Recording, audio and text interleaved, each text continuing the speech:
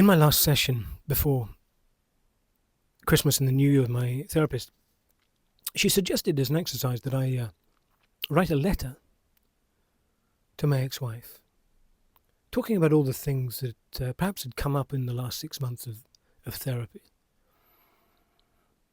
And also talking about the wounds, the bits of our marriage that caused the most pain.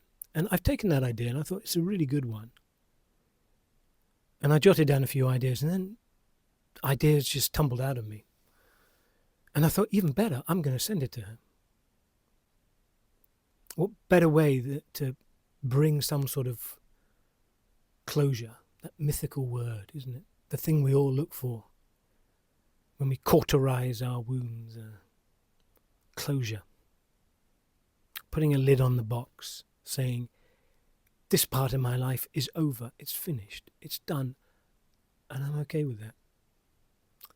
So, I've written it and I just want to read it because I feel really relaxed now I've written it. I feel,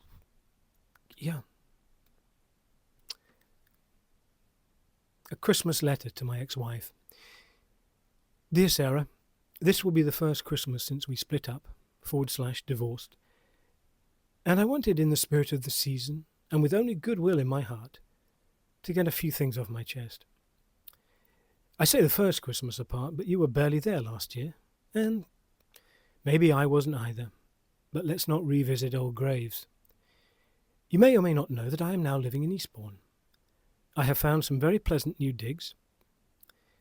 They are technically described as a bedsit, but that label doesn't remotely do them justice. It is independent living for an independent man, and I am happy to call them my home.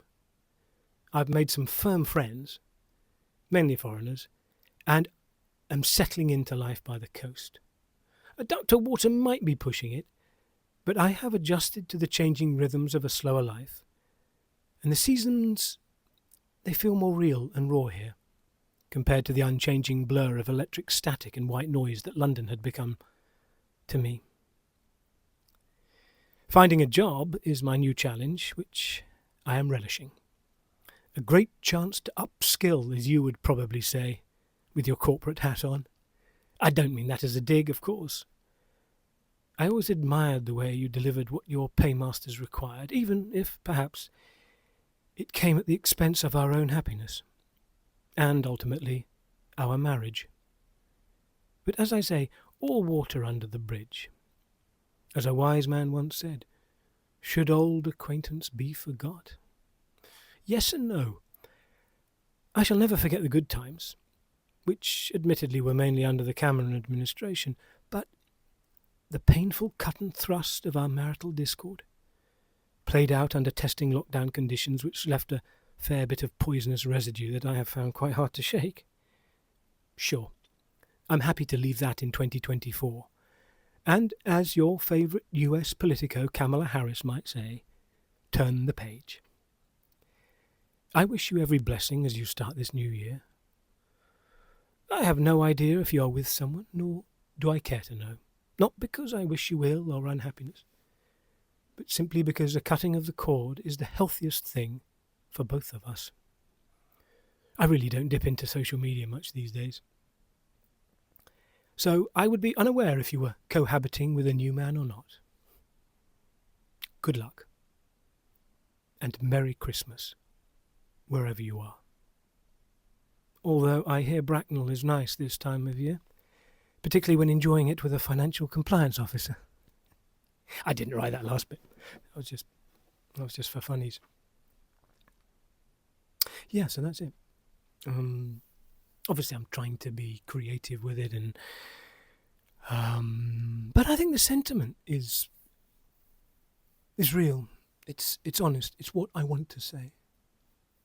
It's what I feel, and I don't think anyone receiving that would take it in a bad way. I don't think.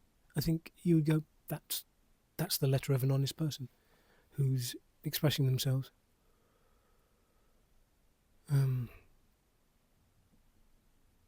I haven't pressed send yet. I kind of want... I'd probably send it to my therapist first to see whether...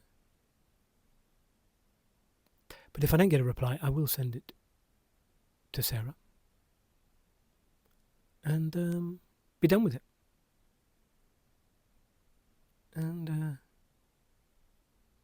yeah, turn the page. Turn the ruddy page.